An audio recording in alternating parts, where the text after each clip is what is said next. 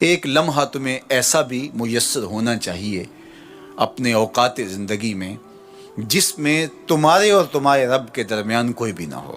وَتَبَتَّلْ إِلَيْهِ تَبْتِيلًا، سب سے کٹ کے الگ تھلگ ہو کے بالکل یکسوئی کے ساتھ تم اپنی زندگی کے وہ لمحے اپنے رب کے ساتھ جوڑ دو۔ جس طرح ایک روایت میں فرمایا لی مع اللہ وقت لا یسعنی فیہ نبی مرسل ولا ملک مقرب، میرا اور میرے رب کا معاملہ کبھی ایسا ہوتا ہے درمیان میں نہ کوئی فرشتہ ہوتا ہے نہ کوئی رسول اور پیغمبر ہوتا ہے، وہاں میرا اور میرے رب کا ہی معاملہ ہوتا ہے۔ تو یہ یکسوئی کے لمحات ہیں، تو ہمیں بھی حضور علیہ الصلوۃ والسلام کے سینے سے نور لے کے اپنی زندگی میں کچھ ایسے اوقات مقرر کرنے چاہیے، اور وہ بہترین وقت میرے رب نے خود بیان فرمایا ناشیۃ اللیل ہے، وہ سحری کا وقت ہے، وہ رات کے لمحے ہیں، وہ پچھلے پہر کی مبارک گھڑیاں ہیں جب رحمتیں چھم چھم اتر رہی ہوتی ہیں اور اللہ کی رحمتیں بندے کا استقبال کر رہی ہوتی ہیں۔ تو اس وقت اگر اللہ کے حضور کھڑے ہو کے ربط قائم کیا جائے تو وہ اللہ کے ساتھ جڑنے کا بہترین وقت ہے۔ اور نماز میں تبتل ہو، جب ہم نماز پڑھ رہے ہوں تو مکمل انہماک رب کے ساتھ ہو۔ سیدنا علی المرتضیٰ رضی اللہ تعالیٰ عنہ کے بدن میں تیر لگا ہے اور وہ نماز میں مصروف ہیں اور تیر نکال لیا جاتا ہے، جب سلام پھرتا ہے تو پھر آپ کو پتہ چلتا ہے کہ یہ تو جو ہے وہ تیر تھا جو نکال لیا گیا۔ تو یہ انہماک ہے، رب کے ساتھ انہماک۔ اور وہ فرمایا گیا حدیث جبریل میں کہ اپنے رب کی اس طرح عبادت کرو کہ گویا تم اسے دیکھ رہے ہو، اور اگر یہ کیفیت پیدا نہیں ہوتی تو کم از کم یہ کیفیت تو ہو کہ وہ تمہیں دیکھ رہا ہے۔ فَاتَّخِذْهُ وَكِيلًا، اور اسی کو کارساز بناؤ، اسی پر توکل، اسی پر بھروسہ، اپنے امور اسی کے سپرد کرو۔ جب اپنے امور اپنے رب کے سپرد کرنے کا مزاج پیدا ہو جاتا ہے زندگی سوکھی ہو جاتی ہے۔ تدبیر کریں، اس کے لیے حکمت عملی ضرور آپ وضع کریں، لیکن کچھ کام کر کے اللہ پہ چھوڑ دیں۔ اگر توکل بھی یہی ہے کہ آپ گھٹنا بھی باندھیں اور سپرد اللہ کے کر دیں، اسی کی طرف سے کام ہوتے ہیں اور وہی کارساز حقیقی ہے۔ تو فرمایا کہ فَاتَّخِذْهُ وَكِيلًا، اسی کو کارساز بنا لیجئے اور اسی پر اپنے کاموں کو چھوڑ دیجئے۔ جو کشتیاں اس کے نام پر ڈال دی گئیں وہ ڈوبتی نہیں ہیں، وہ منزل تک، ساحل تک پہنچتی ہیں۔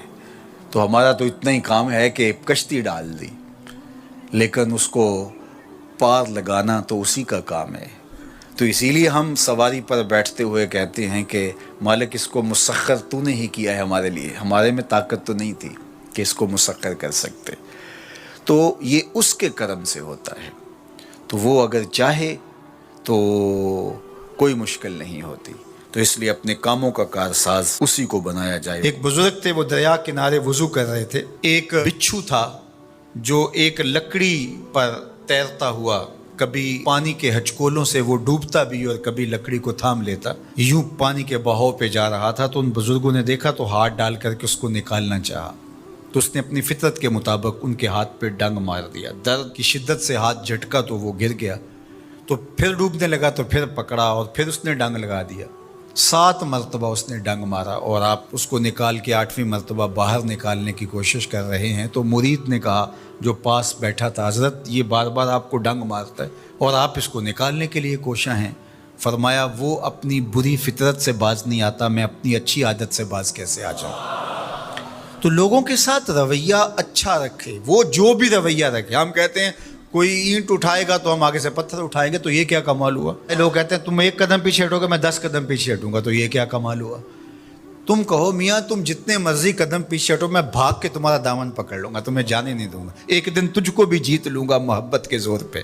ہم کہتے ہیں کہ فلاں میرے ساتھ اچھا سلوک کرتا ہے تو میں بھی اچھا کرتا ہوں، فلاں کا سلوک میرے ساتھ اچھا نہیں ہے تو ٹھیک ہے، جس طرح وہ چلتا ہے میں بھی اسی طرح چل رہا ہوں۔ یہ تو پھر برابری ہوئی۔ اگر کوئی برائی کے ساتھ معاملت کرتا ہے تو آپ بھی اس کے ساتھ ایسے ہی کرتے ہیں، تو برائی میں برابر ہے۔ اور اگر آپ کے ساتھ کوئی اچھا سلوک کرتا ہے تو آپ بھی اس کے مقابلے میں اچھا کرتے ہیں، تو پھر بھی آپ برابر ہیں، لیکن اچھائی میں برابر ہے۔ تیسری صورت یہ ہے کہ کوئی آپ سے اچھا سلوک کرتا ہے اور آپ اس سے برا سلوک کرتے ہیں، یہ بدترین صورتحال ہے۔ اور سب سے بہتر صورت کیا ہے کہ کسی کا رویہ تلخ بھی ہو، کسی کا انداز نامناسب بھی ہو، کوئی آپ کے ساتھ برا سلوک بھی کرتا ہو، لیکن آپ اس کے ساتھ اچھا سلوک کرتے ہو۔ خون کا رشتہ ہے، دودھ کا رشتہ ہے، وطن کا رشتہ ہے، ہمسائیگی کا رشتہ ہے، آپ کے ساتھ اس کی تعلق داری ہے، آپ کے آباء و اجداد کی آپس کے اندر سانجھ تھی اور آپ اس کو نبھا رہے ہیں۔ تو یہ ہے بہترین رویہ کہ کسی کا کوئی بھی رویہ ہو، آپ اس کے ساتھ اچھا رویہ اختیار کرتے ہیں۔ حضرت عقبہ بن عامر رضی اللہ تعالی عنہ کو حضور نے ارشاد فرمایا تھا، سل من قطعک واعط من حرمک واعف عن من ظلمک۔ اے عقبہ بن عامر، جو تجھ سے تعلق توڑے تو اس سے تعلق جوڑ، جو تجھے محروم رکھے تو اس کی جھولیاں بھر دے، اور جو تیرے پہ زیادتی کرے تو اس کو معاف کر دے، اس سے درگزر فرما۔ یہ بہترین کردار ہے جس سے ایک اچھا ستھرا پاکیزہ اور مناسب معاشرہ ترتیب پاتا ہے اور ترکیب پاتا ہے۔ تو میرے اور آپ کے آقا و مولا نے ہمیں یہ تلقین کی، بلکہ فرمایا جو یہ چاہتا ہے کہ اس کی عمر میں برکت ہو اور رزق میں اضافہ ہو، وہ رشتہ داروں کے ساتھ سلوک اچھا کرے۔ یہ راز ہے عمر میں برکت کا اور رزق میں اضافے کا۔ رشتہ داروں کے ساتھ اگر سلوک اچھا کرو گے تو تمہاری عمر میں بھی برکت ہوگی، تمہارے رزق میں بھی برکت ہوگی۔ تو ہمیں یہ تلقین کی گئی۔ رشتہ دار تو دودھ یا خون کی سانجھ سے رشتہ دار بنتے ہیں، کوئی عام انسان بھی ہو، ہمیں تو ان کے ساتھ بھی اچھا رویہ اختیار کرنے کی تلقین کی گئی۔ حتیٰ کہ آپ کے دین پر نہ بھی ہو تو آپ کی ہمسائیگی میں بستا ہے، مستامن ہے، ذمی ہے، تو اس کے ساتھ آپ کا سلوک اچھا ہوگا۔ آپ کا دین آپ کو یہ سکھاتا ہے۔ شیخ سعدی بولے، شنیدم کے مردان راہ خدا، دلے دشمنا ہم نہ کردن تنگ، تو را کے میسر شود ای مقام کہ با دوستانت خلاف است و جنگ۔ میں نے سنا ہے کہ جو اللہ کے بندے ہیں وہ تو دشمنوں کا دل بھی نہیں دکھاتے۔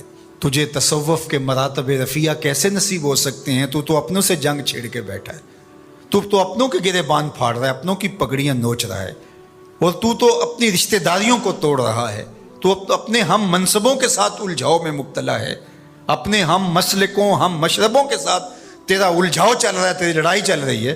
تجھے کیسے مرتبہ اور باطن کا نور اور اندر کا اجالا نصیب ہوگا؟ جو اللہ کے بندے ہیں وہ تو دشمنوں کا بھی دل نہیں دکھاتے۔